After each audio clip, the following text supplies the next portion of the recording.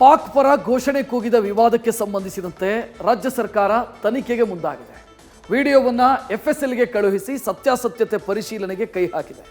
ಒಂದು ವೇಳೆ ಪಾಕ್ ಪರವಾಗಿ ಘೋಷಣೆ ಕೂಗಿದ್ದು ಸಾಬೀತಾದರೆ ಕಠಿಣ ಕ್ರಮ ತೆಗೆದುಕೊಳ್ತೀವಿ ಅಂತ ಮುಖ್ಯಮಂತ್ರಿ ಮತ್ತು ಗೃಹ ಸಚಿವರು ಹೇಳಿದರೆ, ಮತ್ತೆ ಕೆಲ ಸಚಿವರು ಯಾರೂ ಪಾಕ್ ಪರ ಘೋಷಣೆ ಕೂಗಿಲ್ಲ ಅಂತ ತನಿಖೆಗೂ ಮೊದಲೇ ಕ್ಲೀನ್ ಚಿಟ್ ಕೊಟ್ಟಿದ್ದಾರೆ.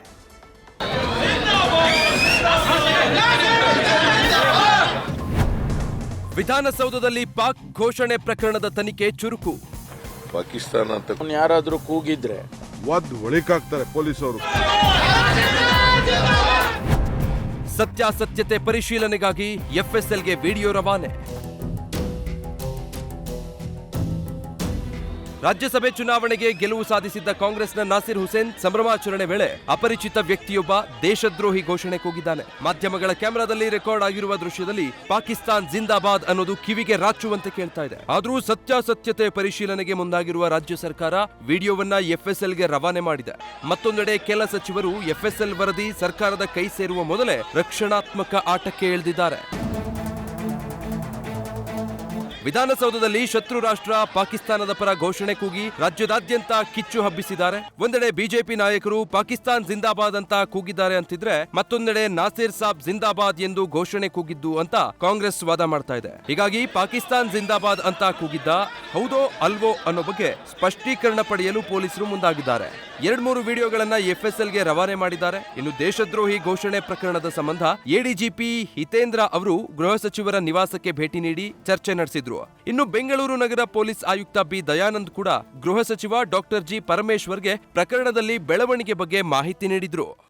ಪಾಕಿಸ್ತಾನ ಅಂತ ಕೂಗಿದ್ರೆ ಅವ್ರು ಯಾರೇ ಆದ್ರೂ ಕೂಡ ಅವ್ರನ್ನ ನಾವು ಸ್ಪೇರ್ ಮಾಡ್ತಕ್ಕಂಥ ಪ್ರಶ್ನೆನೇ ಇಲ್ಲ. Will take serious action against them. Will take serious action. ಅಂದ್ರೆ 2 ವರ್ಷನ್ ಇದೆ. ಕೆಲವರು ಹೇಳ್ತಾರೆ ಪಾಕಿಸ್ತಾನ್ ಜಿಂದಾಬಾದ್ ಅಂತ ಹೇಳಿದ್ರು ಅಂತ, ಕೆಲವರು ಹೇಳ್ತಾರೆ ಇಲ್ಲ ಇಲ್ಲ ಅದು ನಾಸಿರ್ ಹುಸೇನ್ ಜಿಂದಾಬಾದ್ ಅಂತ ಹೇಳಿದ್ರು ಅಂತ. ಅದಕ್ಕೆ ಸೈಂಟಿಫಿಕ್ ಆಗಿ ಗೊತ್ತಾದ್ರೆ, ಒಂದು ವೇಳೆ ಪಾಕಿಸ್ತಾನ್ ಜಿಂದಾಬಾದ್ ಅಂತ ಅವನು ಯಾರಾದರೂ ಕೂಗಿದ್ರೆ ಅವನನ್ನ ಖಂಡಿತವಾಗಿ ಕಾನೂನು ಪ್ರಕಾರ ಏನು ಕ್ರಮ ತಗೋಬೇಕು, ಅವನಿಗೇನು ಶಿಕ್ಷೆ ಮಾಡಬೇಕು ಅದಕ್ಕೆ ಒಳಪಡಿಸ್ತೀವಿ. ಸಿಎಂ ಮತ್ತು ಗೃಹ ಸಚಿವರ ಹೇಳಿಕೆ ಇದಾದ್ರೆ, DCM DK ಶಿವಕುಮಾರ್ ಹೇಳಿಕೆ ಕೊಂಚ ಗೊಂದಲಮಯವಾಗಿದೆ. ಪಾಕಿಸ್ತಾನ ಪರ ಯಾರು ಘೋಷಣೆ ಕೂಗಿಲ್ಲ, ರಾಜಕೀಯವಾಗಿ ತಿರುಚಲು ಯತ್ನಿಸ್ತಾ ಇದ್ದಾರೆ. ಒಂದ್ ವೇಳೆ ಘೋಷಣೆ ಕೂಗಿದ್ರೆ ಪೊಲೀಸರು ಒದ್ದು ಒಳಗಾಗ್ತಾರೆ ಅಂದಿದ್ದಾರೆ. ಇನ್ನು ಸಚಿವ ಜಮೀರ್ ಅಹಮದ್ ಯಾರಾದ್ರೂ ಪಾಕ್ ಪರ ಘೋಷಣೆ ಕೂಗಿದ್ರೆ ಅವರನ್ನ ದೇಶದ್ರೋಹಿ ಅಂತೀನಿ ಅಂದಿದ್ದಾರೆ. ಯಾರನ್ನು ಪಾಕಿಸ್ತಾನ್ ಜಿಂದಾಬಾದ್ ಅಂತ ಕರೆದಿಲ್ಲ. ಯಾರು ಕರೆದಿದ್ರೆ ಒಳಿಕಾಗ್ತಾರೆ ಪೊಲೀಸರು, ಕಾನೂನು ರೀತಿ ತೆಗೆದುಕೊಳ್ತಾರೆ. ಇದಕ್ಕೆಲ್ಲ ಅವಕಾಶ ಇದು ರಾಜಕೀಯ ತಿರ್ಸ್ಲಿಕ್ಕೆ ಮಾಡ್ತಾ ಇದ್ದಾರೆ ಬಿಜೆಪಿಯವರು. ತನಿಖೆ ಆಗ್ತಾ ಇದೆ, FSL ಕಳಿಸಿದ್ದಾರೆ. ಈಗ ನಾಸಿರ್ ಹುಸೇನ್ ನನ್ನ ಕ್ಲಾರಿಫಿಕೇಶನ್ ಕೊಟ್ಟಿದ್ದಾರೆ. ಆ ತರ ನಾನಿದ್ದೆ, ನಾನು ಯಾವುದೋ ಘೋಷಣೆ ಕೂಗ್ಲಿಲ್ಲ. ಹಂಗೇನಾದ್ರು ಆಗಿದ್ರೆ ಯಾರನ್ನ ಇರ್ಲಿ, ಅವನು ಯಾರನ್ನ ಇರ್ಲಿ ದೇಶದ್ರೋಹಿ ಅಂತೀನಿ. ನಾನು ದೇಶದ್ರೋಹಿ ಅಂತೀನಿ. ಯಾರನ್ನ ಕೂಗಿದ್ರೆ ಅವನು ದೇಶದ ದ್ರೋಹಿ, ಅವನ ತಕ್ಕ ಶಿಕ್ಷೆ ಆಗ್ಬೇಕು. FSL ವರದಿಗೂ ಮೊದಲೇ ಪ್ರಿಯಾಂಕ್ ಖರ್ಗೆ ಕ್ಲೀನ್ ಚಿಟ್. ಇನ್ನು IT-BT ಸಚಿವ ಪ್ರಿಯಾಂಕ್ ಖರ್ಗೆ ಹೇಳಿಕೆ ಕೇಳ್ತಿದ್ರೆ ನಿಜಕ್ಕೂ ಶಾಕ್ ಆಗುತ್ತೆ. ಆಡಿಯೋವನ್ನ FSLಗೂ ಕಳುಹಿಸಲಾಗಿದೆ. ಜೊತೆಗೆ ಖಾಸಗಿಯಾಗಿ ಆಡಿಯೋ ಚೆಕ್ ಮಾಡಿಸಲಾಗಿದೆ. ಮೇಲ್ನೋಟಕ್ಕೆ ಯಾವುದೇ ಪಾಕಿಸ್ತಾನದ ಪರವಾಗಿ ಘೋಷಣೆ ಕೂಗಿಲ್ಲ ಅಂದಿದ್ದಾರೆ. ಸಚಿವೆ ಲಕ್ಷ್ಮಿ ಹೆಬ್ಬಾಳ್ಕರ್ ಕೂಡ ನಾನು 10 ಬಾರಿ ಕೇಳಿಸಿಕೊಂಡಿದ್ದೇನೆ, ನಾಸಿರ್ ಸಾಬ್ ಜಿಂದಾಬಾದ್ ಅಂತಾನೆ ಹೇಳಿರೋದು, ಪಾಕಿಸ್ತಾನ್ ಜಿಂದಾಬಾದ್ ಅಂತಲ್ಲ ಅಂತ ಸಮಜಾಯಿಷಿ ನೀಡಿದ್ದಾರೆ. ಅಲ್ಲಿ ನಮ್ಮ ಆಡಿಯೋ ಫೋರೆನ್ಸಿಕ್ ಇದರಲ್ಲಿ ಸಿಕ್ಕಿಲ್ಲ. ಸರ್ಕಾರದ FSL ಬರಲಿ, ತಪ್ಪಿದ್ರೆ ಕ್ರಮ ಆಗುತ್ತೆ. ನನ್ನ ಪ್ರಕಾರ ಮೇಲ್ನೋಟಕ್ಕೆ ಇಲ್ಲ.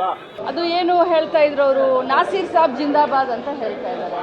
ನಾಸಿರ್ ಸಾಬ್ ಜಿಂದಾಬಾದ್ ಅನ್ನೋದನ್ನ ನೀವು ಪಾಕಿಸ್ತಾನ್ ಜಿಂದಾಬಾದ್ ಅಂತಂದ್ರೆ ಎಲ್ಲಾದ್ರೂ ಅರ್ಥ ಇದೆಯಾ? ನೀವೇ ವಿಚಾರ ಮಾಡಿ. ನಾನು 10 ಸಾರಿ ಕೇಳಿದ್ದೀನಿ ಅದನ್ನ. ನಾಸಿರ್ ಸಾಬ್ ಅಂತ ಹೇಳ್ತಾರೆ. ಒಟ್ಟಾರೆ ನಾಸಿರ್ ಹುಸೇನ್ ಬೆಂಬಲಿಗರು ಎನ್ನಲಾಗ್ತಾ ಇರುವ ವ್ಯಕ್ತಿಗಳು ಪಾಕ್ ಪರ ಘೋಷಣೆ ಕೂಗಿರುವ ಆರೋಪ ಸದ್ಯ ಸರ್ಕಾರಕ್ಕೆ ಮುಜುಗರವನ್ನ ಉಂಟು ಮಾಡಿದೆ. ಹೀಗಾಗಿ ತನಿಖೆ ನಡೆಸಿ ಸೂಕ್ತ ಕ್ರಮ ಕೈಗೊಳ್ಳಲು ಮುಂದಾಗಿದೆ. News first bureau. News first ನಿರ್ಭೀತಿಯಿಂದ ನಿಮ್ಮ ಪರವಾಗಿ.